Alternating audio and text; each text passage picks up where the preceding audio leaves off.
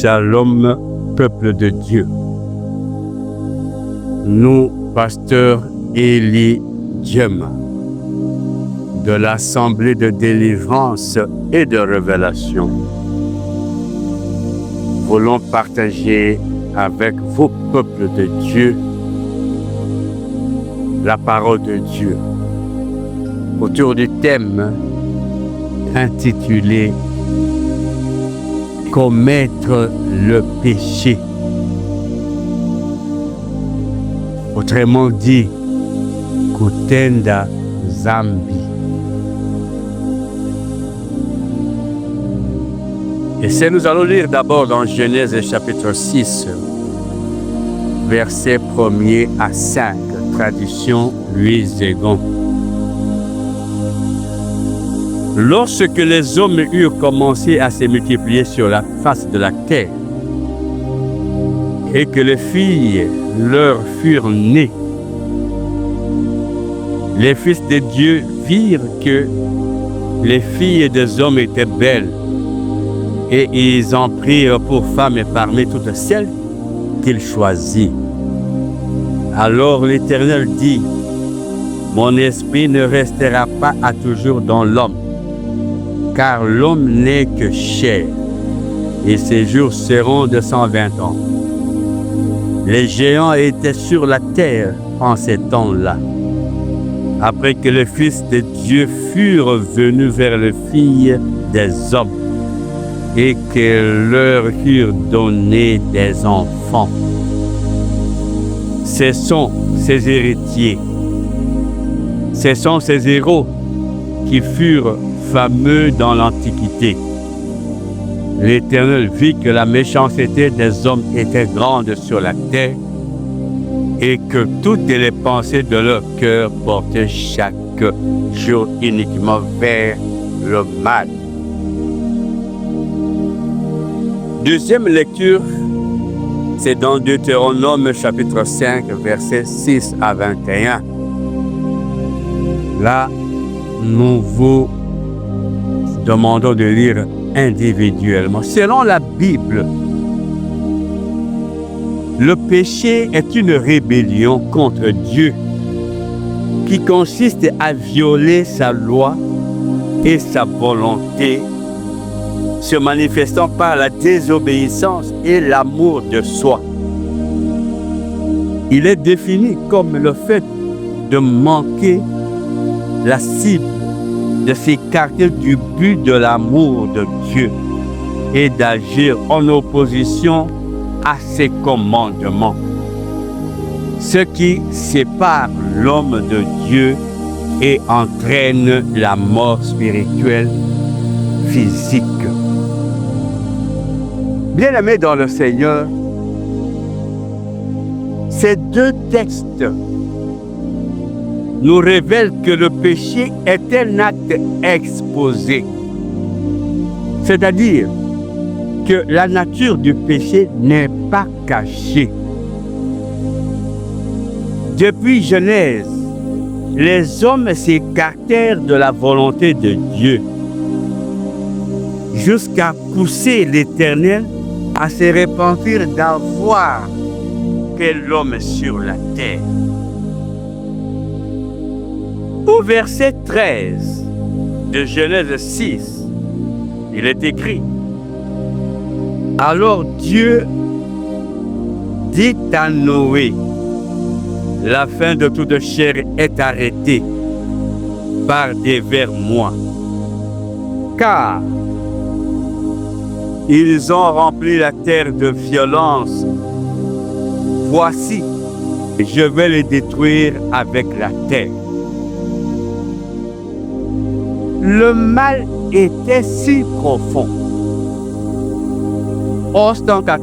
ostentatoire, que l'Éternel décida d'exterminer toute la créature. Cependant, gardant sa nature de Dieu d'amour, il accorda à l'homme la seconde chance en mettant un décalogue répété afin d'arrêter le mal dans la vie de l'homme. Moïse convoqua tout Israël et leur dit, écoute Israël, les lois et les ordonnances que je vous fais entendre aujourd'hui. Apprenez-les et mettez-les soigneusement en pratique. Cela est écrit dans Deutéronome chapitre 5, verset 1er. La question nous vient en tête. Et elle est celle-ci. Pourquoi commettre le péché? Pourtant, il est établi que le péché n'est pas caché. Le péché a une odeur. Le péché a une largeur. Le péché a une longueur. Et le péché a des conséquences présentes et futures. C'est ainsi que dans notre communauté de l'Assemblée de délivrance et de révélation, nous avons la vision qui se résume en un mot, quitter. Quitter le monde et ses péchés, car Jésus-Christ vient bientôt. Le péché n'est plus caché. Hier, il y avait des sectes, des gens qui se regroupaient en cachette. Hier, la sorcellerie était cachée. Hier, les poisons étaient cachés et rares. Aujourd'hui, tous ces actes sont posés au vu et au su de tout le monde. Mais malgré que ces actes sont révélés dans les décalogues, dans les 10 commandements, malgré que le Saint-Esprit a écrit le décalogue dans nos cœurs, malgré que nous savons que aimer la femme d'autrui est un péché, aimer l'homme d'autrui est un péché, malgré que nous savons que voler est un péché, malgré que nous savons pertinemment bien que tuer est un péché, mais l'homme aujourd'hui continue à prendre le chemin du péché. Malgré que dans le décalogue, coucher avec une bête est une abomination, aujourd'hui les gens, pour des besoins lucratifs, causent ces actes-là. Dieu y a ni les tout les zambis. Pourquoi nous commettons ces péchés? Bien-aimés dans le Seigneur, personne ne commet le péché sans que sa conscience et les lois du Seigneur ne lui reprochent. S'il est commis, c'est-à-dire en âme et conscience. Aujourd'hui, les réseaux sociaux nous ramènent dans les conditions de vie impossibles. Nous regardons des films pornographiques. Nous regardons des abominations dans les réseaux sociaux. Mais nous sommes en train de souiller nos yeux. Nous sommes en train de détruire le temple de Dieu. Cela est fait en âme et conscience. Et Ecclésiaste chapitre 12, versets 15 à 16 de dire, d'attirer notre attention. Écoutons la fin du discours. crains Dieu et observe ses commandements. C'est là ce que doit faire tout homme. Car Dieu amènera toute œuvre en jugement au sujet de tout ce qui est caché, soit bien, soit mal. Et Proverbe 23, verset 17, d'insister. Que ton cœur n'envie point les pécheurs, mais qu'il ait la crainte de l'Éternel. Au-delà de cette présentation et des conséquences du péché,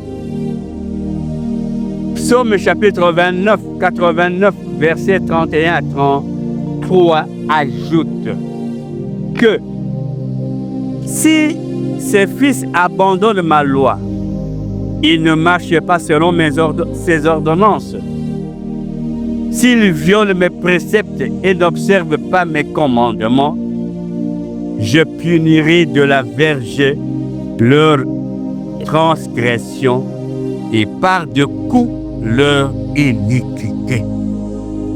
Aujourd'hui, il y a des actes qui sont réprimés par des lois des hommes et par la loi de Dieu, tels que le vol, l'adultère, donner la mort, l'idolâtrie, l'homosexualité, la bestialité et tant d'autres. Mais pourquoi continuons-nous à commettre ces péchés? Dieu nous accorde maintenant le temps et les opportunités pour tourner le dos au mal. Il a dit dans Chronique, si le peuple sur qui mon nom est invoqué s'humilie, il est temps pour toi et pour moi de s'humilier devant Dieu, afin que nous soyons pardonnés. Jacques, chapitre 2, verset 24 dit, vous voyez que l'homme est justifié par les œuvres et non par la foi seulement. Ici, nous voulons insister sur les œuvres, sur la décision que toi et moi nous allons prendre, sur l'acte que nous allons poser de quitter ce monde, de quitter la sorcellerie. C'est une œuvre de quitter le vol, le mensonge, de quitter le péché. En bref, constitue une œuvre à témoignage. Nous étions hier dans l'ivresse. Nous étions hier dans la magie. Nous étions hier dans la sorcellerie, dans la haine. Lo yako. Aupende kusameane. Donc, hautaki kutoka ndani ya hii dhambi. Juu ya nini unaweza pa kuishi ndani ya chuki, ndani ya mawazo vibaya? Juu ya nini unaweza pa kuishi ndani ya ubaya? Il est temps de quitter. Il est temps de venir à Dieu. Il est temps de se réconcilier avec notre Seigneur Jésus-Christ. Maranatha, Pasteur Élie Djema, le tabernacle de Dieu. Pour tout contact éventuel,